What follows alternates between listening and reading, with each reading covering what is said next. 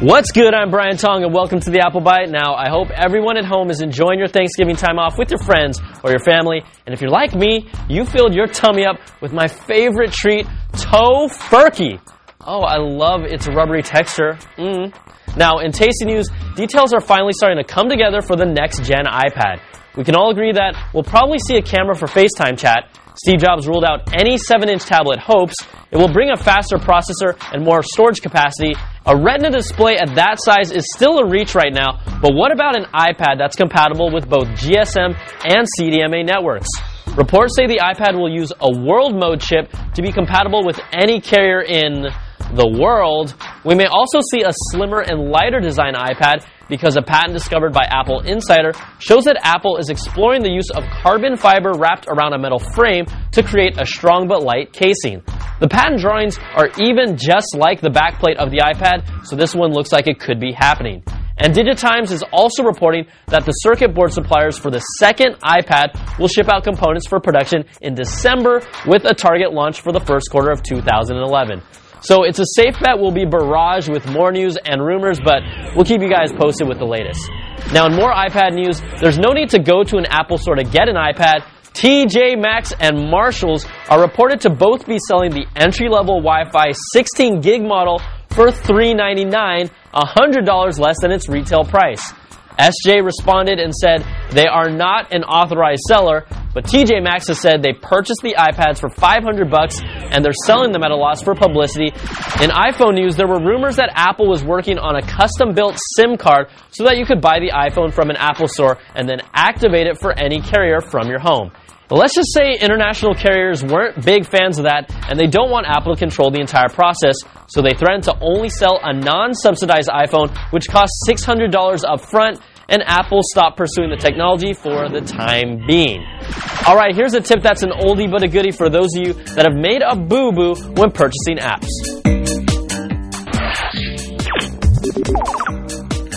There are times where some of us get a little app happy, I know you've been there, and we purchase the wrong app from Apple's App Store. I recently purchased the Iron Man 2 game. I know, don't judge me, but I accidentally purchased the iPhone version instead of the one for the iPad. I'm Brian Tong for CNET.com, and I'll show you a little trick that a lot of people don't know about, how to return apps that you've already purchased. Now, before we jump into this, I want to emphasize that this is not intended to be used to buy an app, then return it, and hurt the developers. Because these guys are the people that are making our gadgets more enjoyable, so let's respect that. Alright, the first thing you have to do is purchase some apps from the App Store through your iPhone, iPod Touch, iPad, or computer, or wherever. Now, once you've done that, jump into iTunes and in the top right-hand corner, find your username, select Account, and log in. Let's go to your purchase history, and then you'll see a list of dates and order numbers. Select the date that you made the purchase, and you'll see an order breakdown. Then click on Report a Problem, and an option will show up next to the price of each app. Find the boo-boo that you made. In this case, it's going to be Iron Man 2 for me. That was $6.99. And click Report a Problem. A prompt will appear, and you'll need to select the problem that you had and add any comments. I explained my Iron Man 2 issue and also told them how I purchased the iPad version immediately afterwards. Submit it, and you'll receive a confirmation email. It only took about a day for an iTunes rep to get back to me, but I received an email telling me the charges would be reversed. Now that's customer service. There's really no reason to return a 99-cent app, and you do have up to 90 days to request a refund, but hopefully this feature helps you the same way it helped me out. I'm Brian Tong for CNET.com with your how-to for refunding apps. Respect your developers and use it wisely.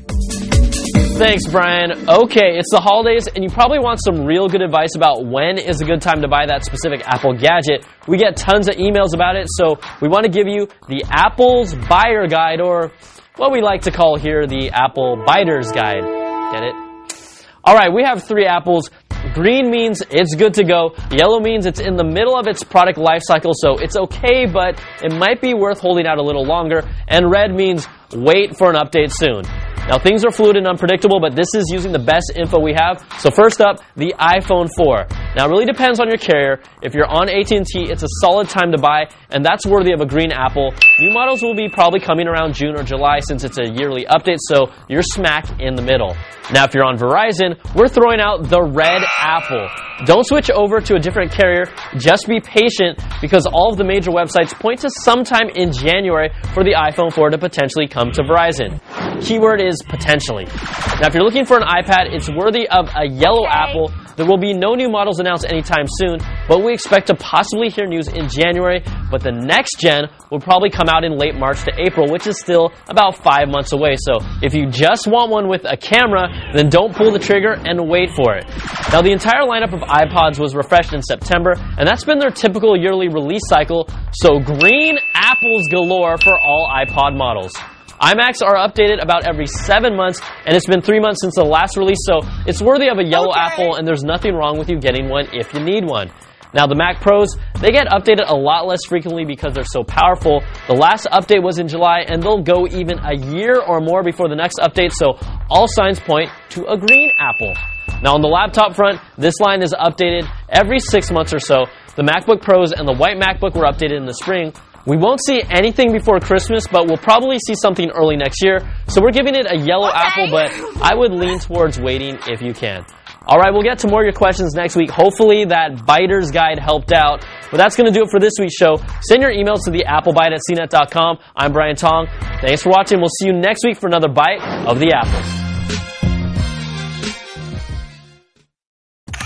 For your daily dose of tech news, check out CNET's Loaded. It's packed full of the latest tech news highlights that matter to you. Find out the latest gadgets or the coolest gizmos. All that and more Monday through Thursday at cnet.com/loaded.